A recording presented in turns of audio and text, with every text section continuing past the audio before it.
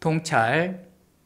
자, 명리학, 사주를 보는 데 있어서 가장 중요한 능력은 사용해야 될 것은 통찰입니다.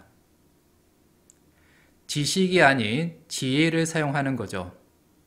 어느 한 측면만 보는 게 아니라 두 개, 세 개, 여러 측면을 같이 보는 그런 능력입니다. 그런 행위예요. 자, 비유해 볼게요. 자, 이와 같은 수식이 있어요. 이제 이 수식 운명이라고 해볼게요. 이와 같은 운명을 누군가가 들이밉니다. 그러면은 누군가는 이 운명을 보면서, 이 인생을 보면서 3이라고 답합니다. 오? 3? 그 다음에 누군가는 6이라고 답을 해요. 자, 3이라고 답한 사람은 1 더하기 2라는 이 부분만 본 거죠. 그 다음에 6이라고 답한 사람은 2 곱하기 3, 이 부분만 본 거예요. 근데 여기 3발자국 더 나아가서요. 이 전체 수식을 다 본 자는 그럼에도 불구하고 9라고도 답변합니다. 왜? 1 더하기 2 해서 3 만들고 3, 3은 9 해서 나오니까. 하지만 여러분들은 이것의 참이 뭔지 알죠? 7입니다. 자, 참이 엄연히 준비되어 있는 상황, 분명한 상황에서도 보시면 3이라 주장하는 자, 6이란 주장하는 자, 혹은 9라고 주장하는 자들이 다수죠. 4분의 3을 차지합니다.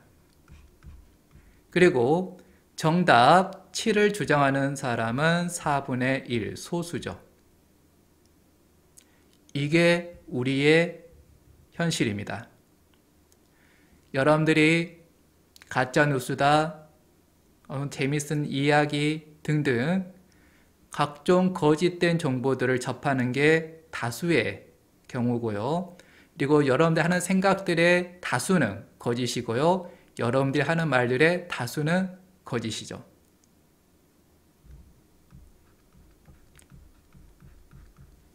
나는 거짓말 별로 안 하는데? 아니요. 말은 하고 싶고 그건 거짓인 임은 알고 있고, 하지만 거짓에 대한 책임은 회피하고 싶어서 말하는 습관이 A인 것 같아요 라고 말을 합니다. A이다 라고 말하지 않아요.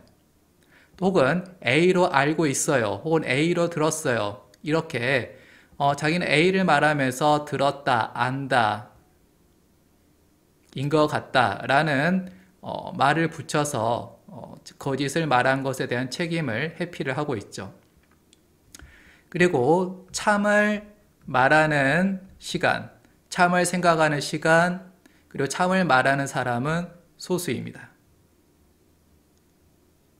자, 그러다 보니 거짓이 참을 억누르고 혹은 죽이기까지 하는 경우들이 우리 역사에서 계속 반복되고 있습니다. 뭐 한 예를 들어볼까요?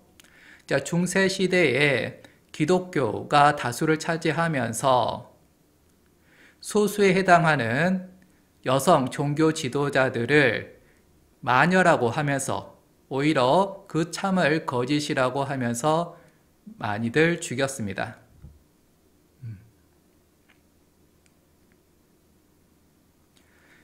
현 시점에 와서 봤을 때도 이성애자들이 다수를 차지하면서 또 소수인 동성애자들을 또 억압하는 경우들이 보이기도 하죠. 물론 10년 전에 비해서는 많이 개선이 됐습니다.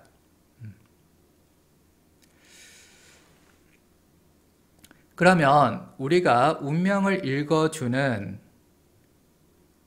상담을 한다고 했을 때 우리도 이런 현실 속에서 살고 있다 보니까 정신을 차리지 않으면 아무래도 어느 일부분만을 보고서 거짓을 읽어낼 확률이 아주 높습니다. 그래서 먼저 우리가 가져야 될 덕목은, 능력은 바로 여러 측면을 같이 살펴볼 수 있는 통찰이 필요한 거죠. 이 통찰이 있을 때 우리는 아무래도 참된 답을, 참된 운명을, 참된 인생을 읽어낼 수가 있게 되는 거죠. 자, 그러면 엄연히 존재하지만 드러나지 않은 거, 이걸 우리가 오행에서는 수라고 했습니다. 그리고 이미 드러나 있는 것은 금이에요. 그럼 여러분들이 초, 중, 고, 대학교에서 배웠던 지식들은 이미 드러나서 학문이라는 체계로 정리가 된 거잖아요. 바로 금을 써서 공부를 하신 거예요. 하지만 우리가 공부하는 이 명리학은 운명이라는 게 존재는 하지만 그게 학교에서 공부할 만큼 드러나 있지는 않아요. 즉, 이 역학은 수를 가지고서 접근을 하는 겁니다. 물론 우리 일상에서 접하는 수는 뭐 영화, 소설 이런 것들은 허구잖아요. 바로 허구라는 것이 이 수의 기를 써서 만들어내는 것들이에요. 우리는 그것들도 지향합니다. 재밌다고 해요.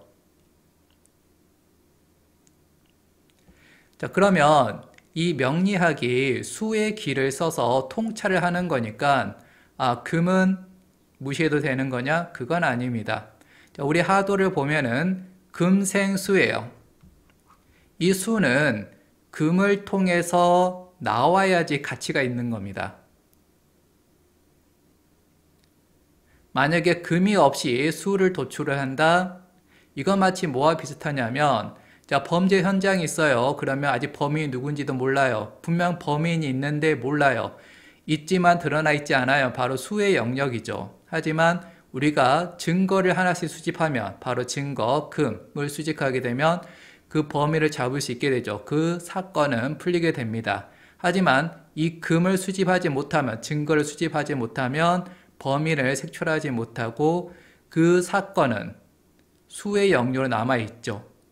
미제 사건으로 남아있어 버리게 됩니다. 그러면 일부 사건의 같은 경우는 이 금이 없이, 즉 증거가 없이 혹은 증거를 조작해서 이 수를 접근하는 경우들이 있죠.